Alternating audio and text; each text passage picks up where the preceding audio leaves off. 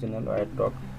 आज हम बात करने वाले हैं कि अभी जैसे कि कार्यालय का निर्देश है, जेपीसी का भी और जिला कार्यालय का भी, कि जो भी बच्चा आपके स्कूल में नामांकन ले रहे हैं उसका 2 दिन के बाद ही उसे HDMIS में अपडेट कर देना है, क्योंकि अभी रियल टाइम नामांकन का मॉनिटरिंग किया जा रहा है। और अभी अटेंडेंस सिस्टम बायोमेट्रिक नहीं, लेकिन आपका EBB में स्टूडेंट अटेंडेंस मॉड्यूल भी लॉन्च हो चुका है, जहां पर हम छात्रवार अटेंडेंस अभी हम उसे मार्क कर रहे हैं। तो जब तक हमारा अगर नाम अपडेट नहीं रहेगा विद्या वाहिनी में, तो हमें वहां नाम दिखेगा भी नहीं, जिससे अटेंडेंस हम मार्क नहीं कर पाएंगे।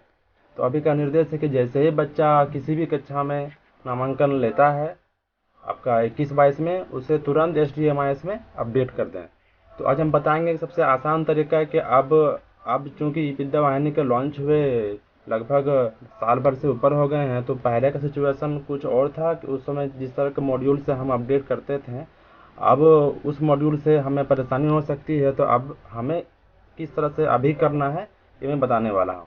तो evidyawahini.jharkhand.gov.in, ये तो आपने साइट का नाम मालूम ही होगा। इसे ओपन कर लेना है कंप्यूटर में या मोबाइल में। ये गूगल क्रोम में चलता है, चाहे लैपटॉप हो या कंप्यूटर हो या मोबाइल हो। उसके बाद हम विद्या वाहिनी का लॉगिन करेंगे, स्कूल लॉगिन। सभी को पता है कि स्कूल लॉगिन से ही HDMIS का काम होता है, आप लोगों ने पहले भी किया होगा। तो हम इसका स्कूल लॉगिन करते हैं और आगे बढ़ते हैं। जैसे हमने चुन लिया यहाँ पर सिलेक्ट यूजर टाइप, तो यहाँ पर है स्कूल चुनेंगे हम।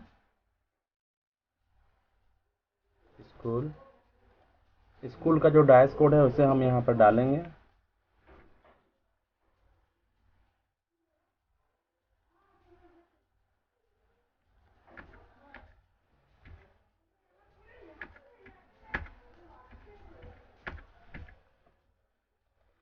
अपना पासवर्ड को डालेंगे।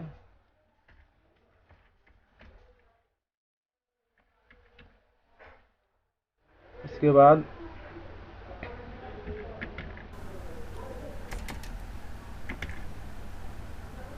पजल को सॉल्व करें, साइन इन।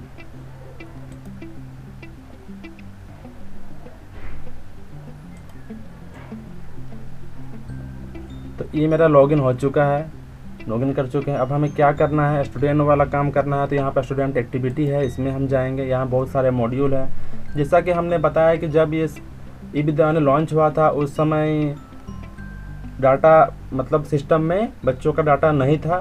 तब हमें यहाँ पर 2 प्रकार के ऑप्शन मिलते हैं किसी भी बच्चा का नामांकन करने के लिए HDMIS मतलब डाटा अपलोड करने के लिए। एक है स्टूडेंट अपलोड, यहाँ से हम एक्सेल के माध्यम से डाटा को अपलोड कर सकते हैं, बल्क में एक साथ 100 बच्चों का।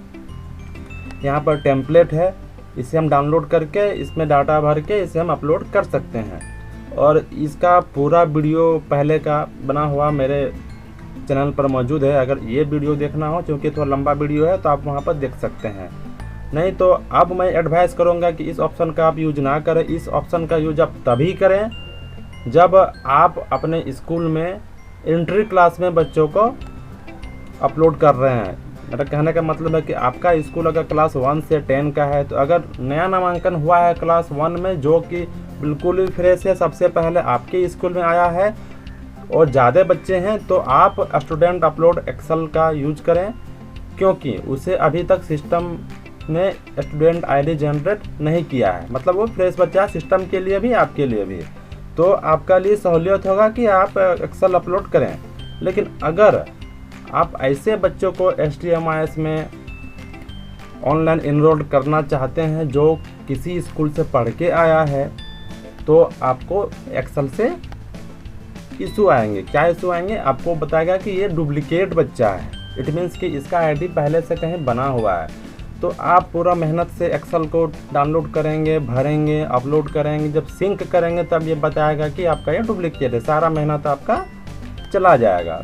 तो इसलिए अब मेरा एडवाइस है कि एंट्री क्लास के लिए आपका स्टूडेंट अपलोड एक्सेल वाला, और अगर बीच में किसी भी क्लास का बच्चा को जोड़ना है तो आप इस ऑप्शन का यूज ना करें। यहाँ पर ऑप्शन है स्टूडेंट प्रोग्रेशन में जाएं, बहुत ही सिंपल ऑप्शन है।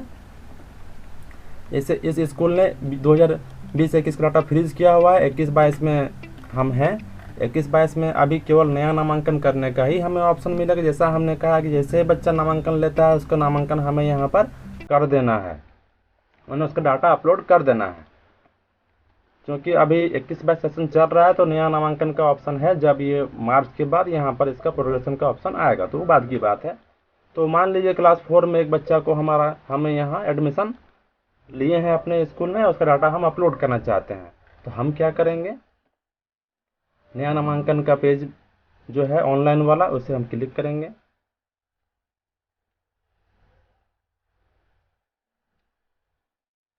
अब जैसे ये मेरा पेज ओपन होता है, या तो जो बच्चा आया है उसका स्टूडेंट आईडी अगर हमें मालूम है कि उसका ई विद्यावाहिनी का स्टूडेंट आईडी क्या है, तो सीधे यहाँ पर हम स्टूडेंट आईडी डालकर उसे हम सर्च कर सकते हैं अगर मालूम है तो। क्योंकि ऐसा कंडीशन आएगा अब आने वाले दिनों में कि हर बच्चे को अपना स्टूडेंट आईडी मालूम रहेगा, या तो फिर जब टीसी लेके आएगा तो उस पर भी वो छपा हुआ रहेगा कि इसका आईडी क्या है। तो मालूम है तो फिर बहुत अच्छी बात है। अभी हम ऐड वाले टैब में है, कर लेंगे। अगर नहीं मालूम है, यहाँ पर है एडवांस सर्च, इसमें हम जाएंगे। अगर हमें ये पता है कि वो बच्चा पूरे झारखंड में कौन से स्कूल से पास होके आया है, अगर ये भी हमें पता है तो हम वो भी चुन सकते हैं कि बोकारो से, इस ब्लॉक से, इस क्लस्टर से, इस स्कूल से ये बच्चा आया है, तो आसानी से हम उसे सर्च कर सकते हैं। अगर हमें ये भी नहीं पता तो यहाँ पर कोई भी 2 यूनिक डाटा किसी भी बच्चा का डाल के हम सर्च करेंगे। बच्चा पूरा झारखंड का में किसी भी स्कूल में अगर पढ़ा होगा और उसे अगर आईडी मिला होगा तो बच्चा मेरे सामने होगा और उसे आसानी से हम अपने स्कूल में एनरोल कर लेंगे ऑनलाइन, ये मतलब डाटा ऐड कर लेंगे। तो मान लीजिए एक बच्चा है अमन रजा सारी, और इसका डेट ऑफ बर्थ है